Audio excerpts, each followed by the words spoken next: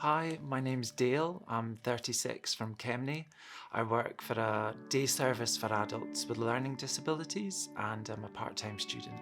In summer 2022, I found a lump on my neck on the left-hand side when I was in the shower, and I knew that that was something I wanted to get checked out. Everything moved really quickly after that. I went to see the GP, I had an x-ray, and then they told me that they would put me down the cancer referral route to speed things up. That came as a big shock. I remember when I was in head and neck, I would say that was the day where we got the worst news that it was likely something sinister. And it really was like in the movies where you're struggling to hear every word and you feel like there's a kind of white noise. It was diagnosed as stage 2 lymphoma, Hodgkin's lymphoma. My mum was with me for the appointment, and she has been through cancer herself, so I knew that she would be a good support for me. I started 2 types of chemotherapy, 2 cycles of each, and that was across about 4 months, as well as oral chemotherapy at home. I can say that I dealt quite well with the physical side effects. Maybe I was just lucky or very fortunate. I think for me, the main thing was maybe some of the mental side effects, because I was shielding for quite a while. Whenever I did have to venture into public places, I think there was a wee bit of anxiety about my immune system. I was maybe worried that I would get COVID or become ill and something would delay treatment. The first thing that you see when you arrive at the ward is one of the Friends of Anchor volunteers, and they greet you with a very nice welcome. Patients are also given an essentials pack, and I think one of the most important pieces of kit for me is the thermometer, because it's so important to keep an eye on your temperature during treatment.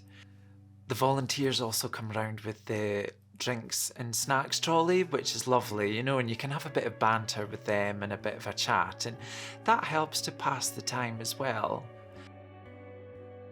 I also took part in one of the mindfulness courses through the charity. For me, the mindfulness course has really encouraged me to focus more on the present and not dwell on the past as much and not fixate on the future as much. Louise, who runs it, has got a very calming presence, and I really enjoyed the social side of it as well, getting the chance to meet other patients. And we've all been invited to the retreat in the summer as well, which is again fully funded by the charity, and I think it shows that the support continues even after you get the all clear. I had a lot of support from my work colleagues and close friends, and I know that some of them are in the audience tonight, and I'd really like to say thank you to them.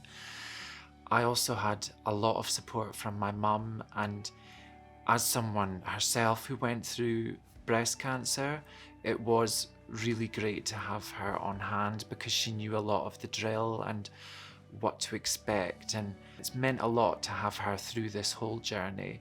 We've also had a lot of laughs, you know, we had a lot of laughs during the whole experience, because I think it's so important to do that and make time for laughter. I think taking part in Brave will definitely be a real confidence boost. It will encourage me to be more in the present and to enjoy experiences like this. Nobody wakes up expecting to be diagnosed with cancer, but it's really reassuring knowing that a charity like Friends of Anchor exists. So all of the fundraising will make such a difference to make sure that charity can continue. And I think knowing that the charity's running costs are covered by the Balmoral Group as well, that gives that reassurance that every penny is going towards patient support and making a difference. The new Anchor Centre will just be brilliant in terms of bringing everything together under one roof.